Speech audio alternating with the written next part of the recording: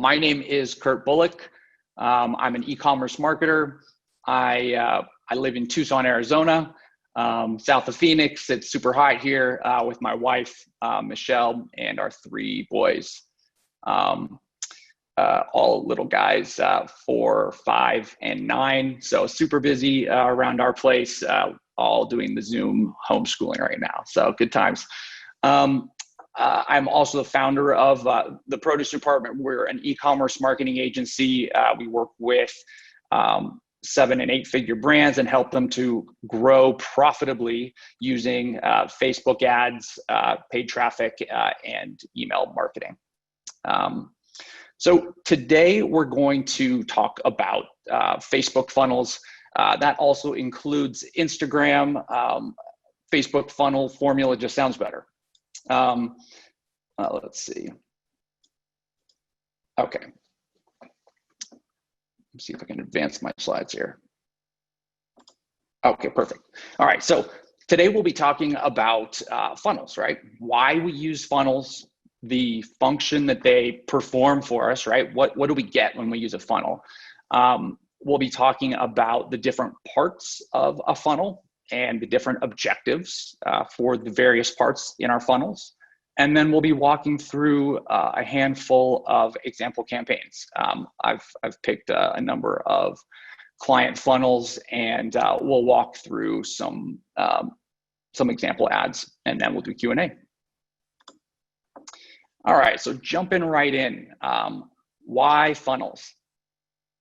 Let's start by considering some stats.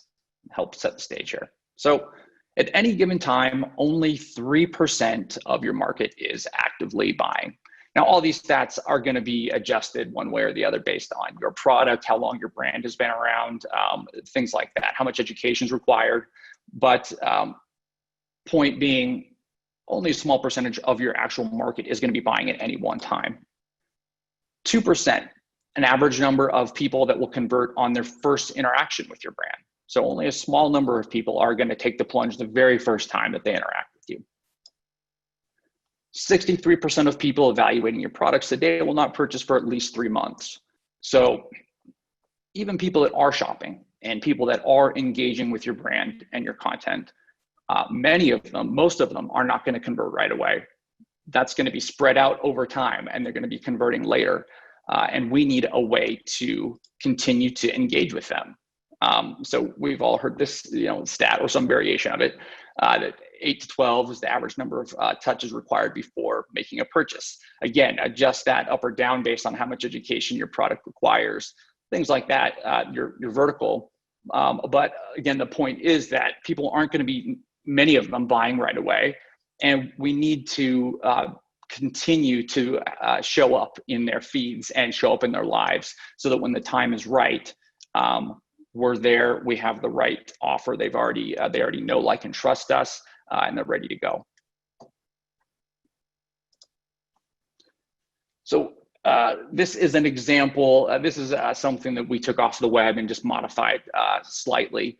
But if you feel confused looking at this, it's because it is confusing, and there is no one pathway through the customer journey, right? From learning about your brand to purchase. Some of these things are levers that we can pull, right? I've got a bunch of them grouped up here, which they should really be their own bubbles, but ads, email, organic social, things like that we can put out there. But the way that our customers engage with that content is going to vary widely. There's going to be doing, product research. They're going to be viewing videos. They're going to check out your product page, and then, maybe they'll check it out on Amazon. All sorts of things are going to be happening, right? But we can see some of those things. We have visibility into some of these different steps, and we can influence the trajectory. So a funnel, people go through. This is an example, right? Purchase process, going from learning about your brand, hopefully opting in. It's great if we can get them to opt in before they purchase so that we can have them on email and continue to market to them. They need to view a product, add it to their cart, make a purchase, and then hopefully we get repeat purchases. And a funnel sort of gives us the scaffolding, right, to move people down these different steps. And it gives us a way to talk about it. and a way to evaluate what's happening. So a funnel in reality isn't going to be straight down like this, but it's just an easy way for us to talk about this and again, evaluate numbers, right? So that we can keep track of certain steps of the funnel. So more benefits of the funnel. So it helps people discover your products and your business. Going through a funnel is generally, if it's done well, it's a better customer experience. Gives you a chance to get customers to know, like, and trust you before the sale. And this can all happen in a real small time frame as well. We'll look at some examples there. Even in your first ad, if it's a product that doesn't require much education. People already know what it is. They already know they need it. They're just looking for the right one. That happens in some cases. But it also gives us an opportunity to pair the right message with the right person in the right time, right? The funnel lets us kind of organize all those things so that we have some control over when people are seeing various messages. When it's working well, a funnel will lower the cost of acquisition and increase the value of the customer over time, right? Lifetime value, or whatever you want to call it, right? So another function of our funnel and marketing is going to take people from, this is Eugene Schwartz's idea here, going from unaware to most aware. We'll take it into this the itch analogy, right? Where you have people that don't know they have an itch, they don't know there's anything wrong, they don't need anything. People that know that they have an itch, know that there's a way to scratch it. And then down further in the funnel, they know that your product is actually a good way to make that happen.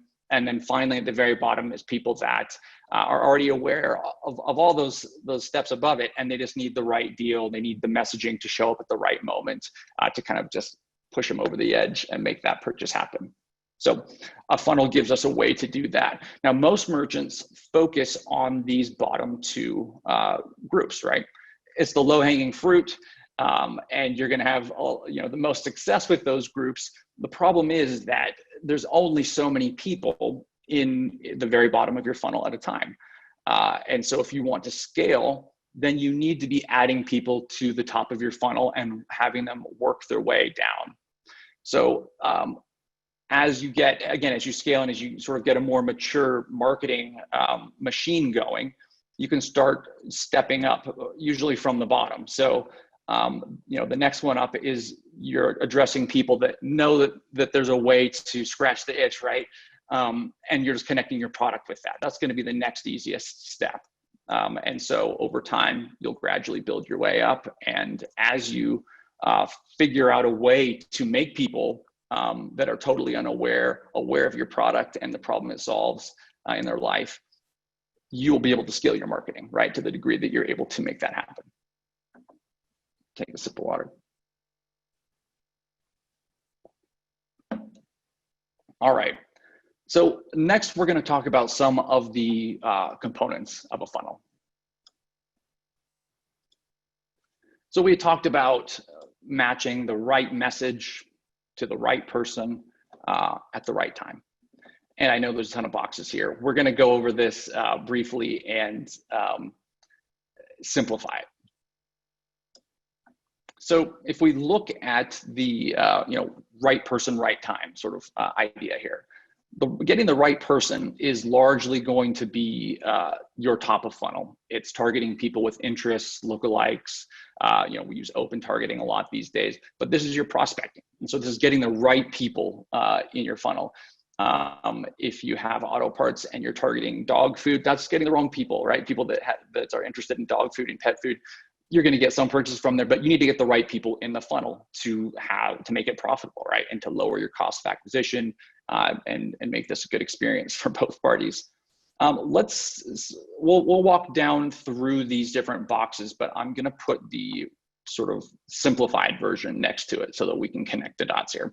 I've tried to color code things throughout this presentation so that you can sort of refer back to this real basic funnel. So our prospecting audiences, we just went over. Re-engagement. So these are going to be people that watched a video, engage with some of your content, whether it's a paid ad or organic, people that completed lead forms, your fans. So these are people that haven't visited your website typically. Now, one thing that you'll find as we go through this is that once you know sort of the chords, there's a million songs you can play, a million different ways you can organize it all, right? We're just going to give it this initial framework and go over these concepts, and then I'll show you some different ways that we implement them. And you can obviously, there's a million different ways to make this all happen. Our remarketing and our dynamic product ads, these are going to be, oftentimes we'll have Klaviyo synchronized audiences, different segments in there. People that visit your web page, people that visit product pages, collection pages, blogs, add to cart, all of these website activities that you see here. And then our loyalty is going to be our customers.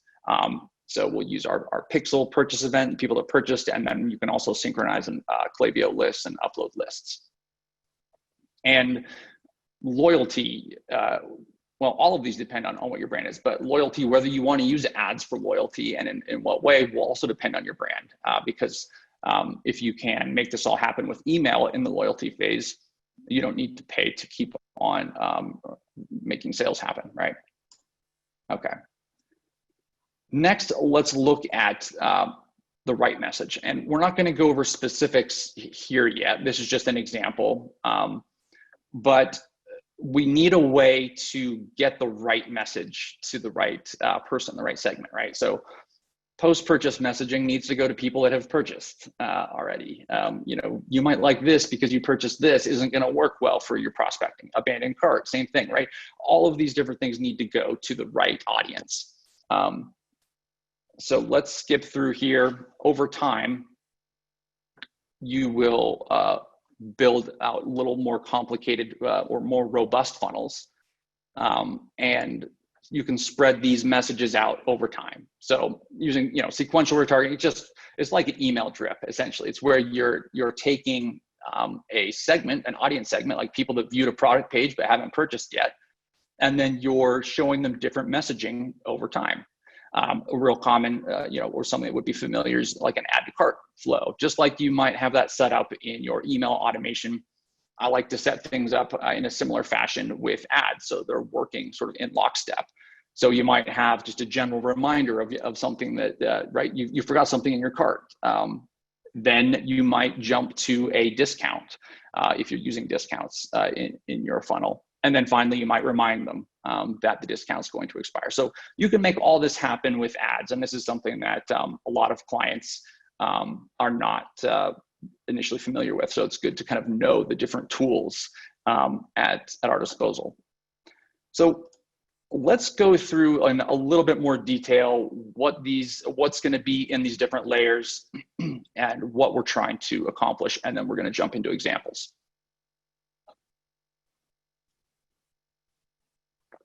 Okay, so our prospecting. Again, this is going to be our top of funnel audiences. These are people that haven't visited your website, they haven't engaged with your brand. And our goal here is to get them interested enough that they make it to the next step, right? They make it to your page, they click on your ad. We can start remarketing to them once that happens, once they engage in some way. Some of the other objectives are going to be to capture their email address and of course to convert them to a customer. Ideally, all of our top of funnel ads will, if nothing else, pay for themselves, right? Fund their own ad campaigns. But you'll want to, depending on the nature of your business, and if you have lots of repeat purchases, figure out how this all needs to work. If you need to be profitable with purchase one, that's a bigger step, right? That's a little bit harder to make happen. We'll talk more about that as we go through here and figuring that out. Anyhow, so in terms of different content that you'd want to use in prospecting, product intro, I really like to lean on videos a lot for top of funnel because we can then track people that have watched the videos, right? Maybe people that have watched 75% or 95% of the video and show them additional content, whereas the people that just scrolled right on past, we can let them scroll, right? It might be because it's the wrong audience, what didn't apply to them or wasn't the right time. UGC, so user-generated content, works great in the top of funnel. Lifestyle videos and images, using influencers, top of funnel can be great as well, advertising from their page. Re-engagement, all right, so these are going to be people that have engaged with your content, can be organic or paid. Maybe they watched a video like we talked about, our prospecting video, They haven't visited your website. Now, you can organize this in different ways, but for this example, they haven't visited the website. And sometimes we'll put Klaviyo synchronized segments in here so we can re-engage people that used to be active, but they are no longer active. People that used to be customers and are no longer purchasing. We can re-engage them with content, for example. So our goal here is to get them to the site. Again, capture their email address, and quizzes, giveaways, new product releases. These are all sorts of content that work well in this sort of re-engagement segment. Remarketing. So this is now they've left sort of the Facebook ads realm of our top of funnel prospecting and just watching content on Facebook ads. Now they're to our website. So they visited a product page, your homepage, collection pages, added to cart, taken any of these actions, and we can segment based on pretty much any of those things. So in your remarketing, this is where we're going to want to start addressing potential points of friction. Right, when people are purchasing, there's certain questions that arise, and you can figure these out by looking at your help desk, right, and see what kind of questions people ask, looking at Amazon reviews. But these frequently asked questions are great to include in this remarketing segment. Also highlighting different value props, different angles of your product, right? And we'll go over some of those in our examples here. Social proof works great, reviews, user-generated content, and really painting a picture of what your customer's life looks like with your product. Our dynamic product ads, not super fun and interesting, but really effective, pulls information from your product catalog, and it will show them the image associated with the products that they looked at, right? So these can be great for abandoned cart campaigns. Goal here is really to get in their face again, remind them of what they were looking at, and then lower the barrier to becoming a customer, whether that's by talking about things that will improve trust, return policies, guarantees, potentially discount if this is an abandoned cart, and really just this is the last step oftentimes before a sale happens. These can be really high return, have really high return on ad spend. And then finally, our loyalty. So this is going to be our previous customers. You can do this with the purchase event or synchronizing people over from Klaviyo. And you can get really, using Klaviyo can be a great way to have the loyalty campaigns work well. For instance, you can check and see which product people purchased, and if it's consumable or something that people might purchase more than once, then you can set delays and little timers. And once the timer elapses, then they can make their way into the synchronized Klaviyo audience and start seeing your ads at the right moment. So a lot of times we will do something similar where somebody makes a purchase, we wait for 60 days, 30 days, 90 days, depending on the sort of product that it is, and then we start showing up in their feed again. So one of the goals that we want to do this across the whole funnel, but having loyalty campaigns in place can help increase the frequency of orders, increase average order size, reactivate lapsed customers, and then I also will put new product releases in there. And oftentimes, really, I'll send new product releases to multiple segments here, and I'll show you a few examples. All right, so we've gone through a lot of the sort of definitions, right, of what our prospecting is and engagement and the different layers of the funnel. Now let's look at some examples. All right, so our first example is going to be a brand called Hoonigan. Hoonigan is it's a super fun brand, lifestyle brand focused on apparel and accessories. And they've recently launched a line of automotive parts as well, car parts. So this is one of our top of funnel videos. So this is like a video reel. And the idea behind this is that, we're showing a certain lifestyle here. The products really aren't featured in this video in any meaningful way. They're sort of sprinkled in there. What people are, the idea is that people that identify with this lifestyle, connect that to the Hoonigan brand, and people can see how they can sort of raise their hand, right, and sort of self-identify to others. And so they make this easy by putting out a ton of content on YouTube. They're really active on social as well, putting out new content all the time.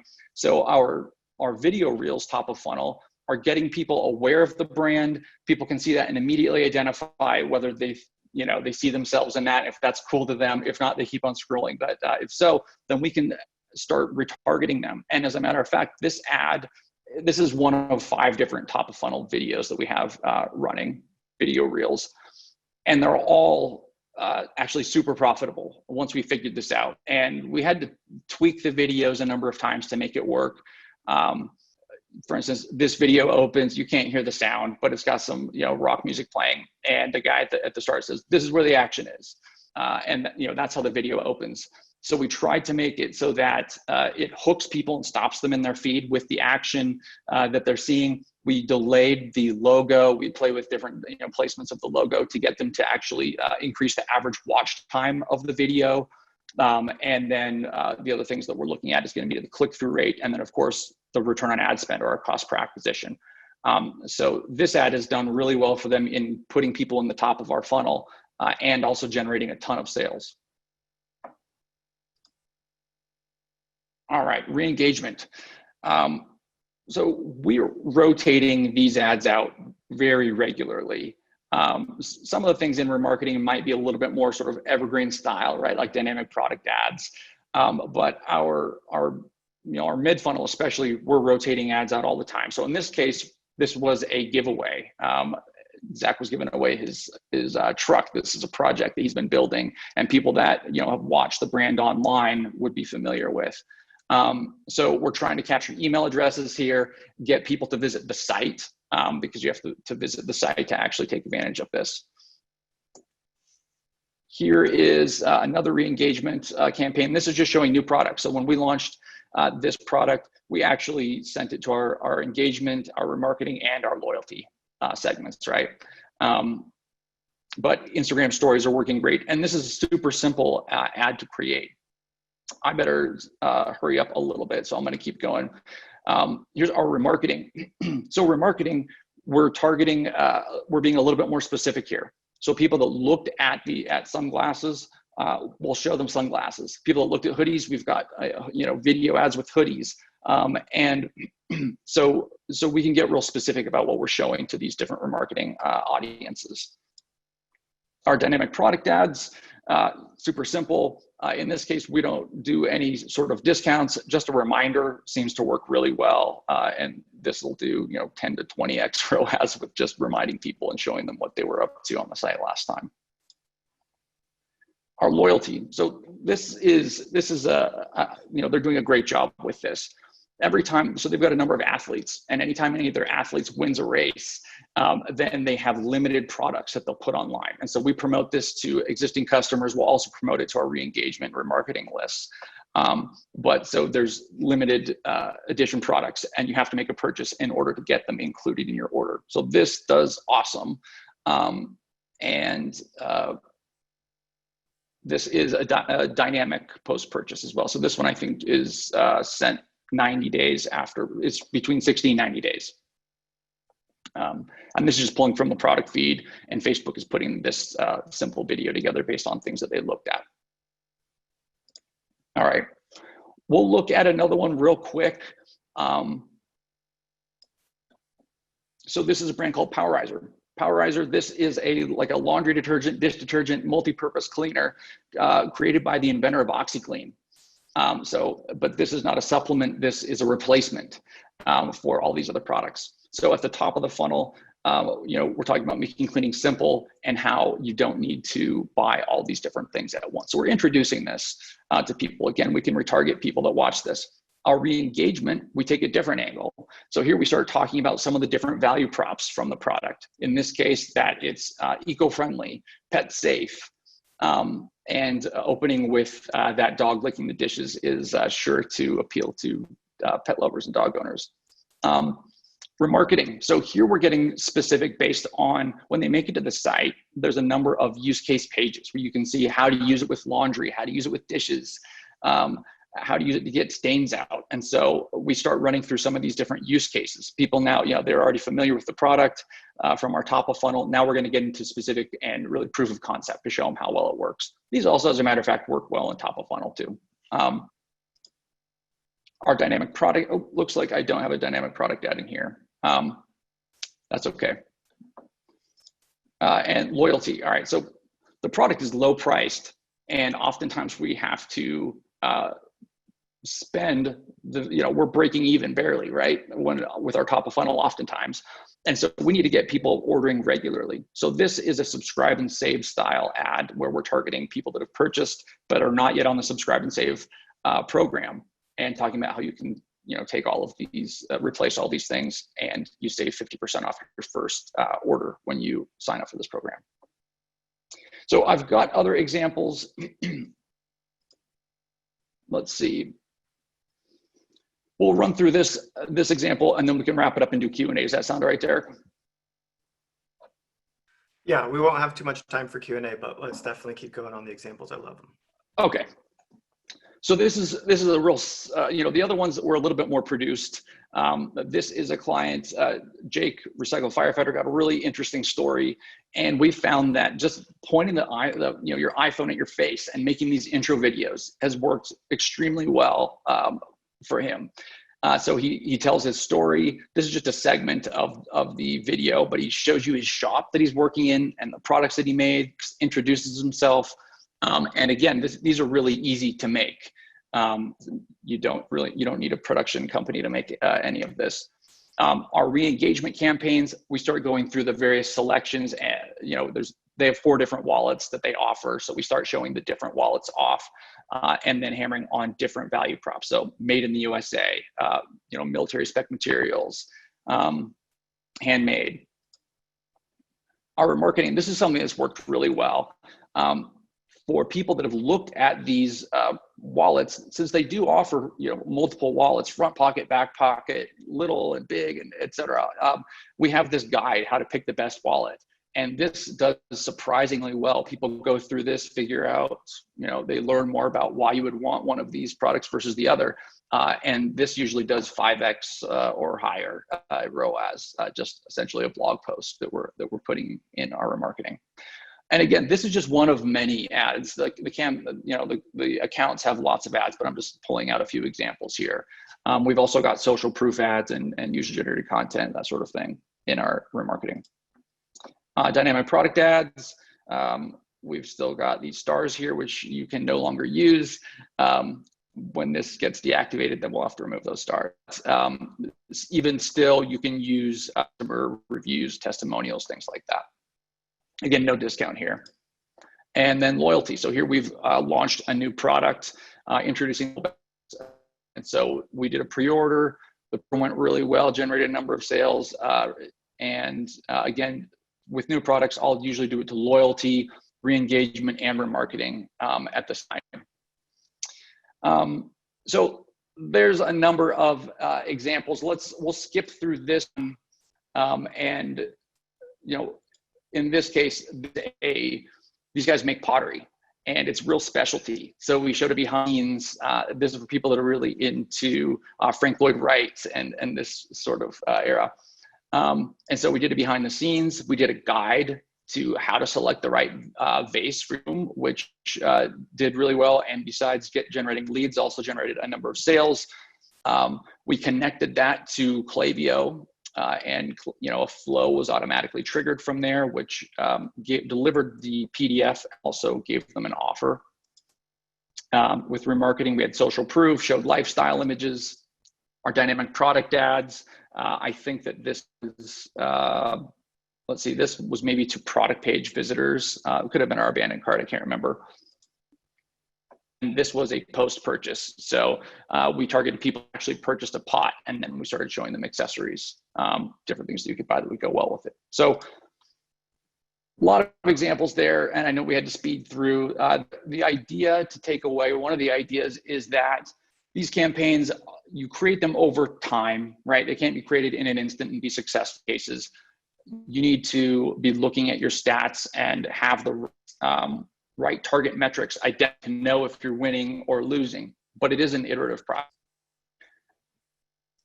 Average loyal customers up to 10x as much as their first purchase. So it's worth it to a funnel and to get repeat purchases, to connect it with your email marketing automation. Really, this is, Nehal talked a lot about this, but playing the long, you want to shift your focus from your daily revenue to your lifetime value revenue, or your revenue over time, right? How much a customer's worth, and work that into your cash flow models. Figure out how long it takes you to, look at your payback. How long can you afford to go without recouping that initial sale, right? Or do you need to do it right away? And figure out, we use spreadsheets like Nehal went through as well. We'll figure out all the different costs and figure out, hey, we're break even at 1.6, right? So we need to be at 1.6 or better to win, for instance. So make sure that you know how to win the game, and what numbers you need to be aiming for. And that will influence all of your decisions. And then, look at this look at the big, right? Figure out how much you can actually afford once you hear what a customer is worth to your brand. All right, I think we're right at time here, so I'm not sure if we have any time, but do you have any questions for me, Derek? That was perfect. No, I really love the examples because I think people can relate to exactly what they should be thinking of, especially I think the Hoonigan top of funnel ad is really the most interesting, because to me it relates so, it doesn't matter if it's that brand, or even if you sell crochet needles, it doesn't matter. The whole point is that you showed the product, or you showed the customer's life as it exists in nature, and you didn't need to showcase the product, because it's like with a crochet needle, if you just show crocheting event, which they have tons of these events, just showing people out there and getting them to relate around that is what you want. You want them to like and share that one video, and then when they do that, you put them into that next stage, and you've got that ad that goes, here are the things you can actually buy from us, and they're like, oh, I'd love to buy from you, you speak my language. And we'll hear from Donna Lopez tomorrow about speaking that love language, as she calls it, to deeper that connection. So I think this is perfect from the ad structure side. I took so many notes. All your slides are really great, snippets, as far as great reference points for anybody creating an ad campaign to be thinking, okay, I've got my bottom of funnel ads created, I've got my dynamic product ads created. Now what do I need? And then you go to the next step up the funnel, the next step up the funnel, and I hope that a lot of people here are able to create some ads directly off of your advice. And if they're not creating them themselves because they're out of time or they don't feel like it's their expertise, you guys should consider reaching out to Kurt. Kurt, tell us, who do you work with specifically? What type of clients are you looking for? So we are working with clients that are doing sort of in that usually 1 million plus range. Physical products, businesses. If you have any questions though, or you want one of the slides or anything like that, you can reach out to me on Twitter. It's just Kurt Bullock at KurtBullock. And I respond on there all the time. Or you could reach out to me via the website. Web address is producedept.co. And very confusing. The .com's not available right now. I got you. An actual produce department owns it. I love it. Both are linked here, and I've made sure that they're linked in the show notes here. Awesome. We are going to move right into our next session. Thank you so much, Kurt. Thank you, everybody. Appreciate it.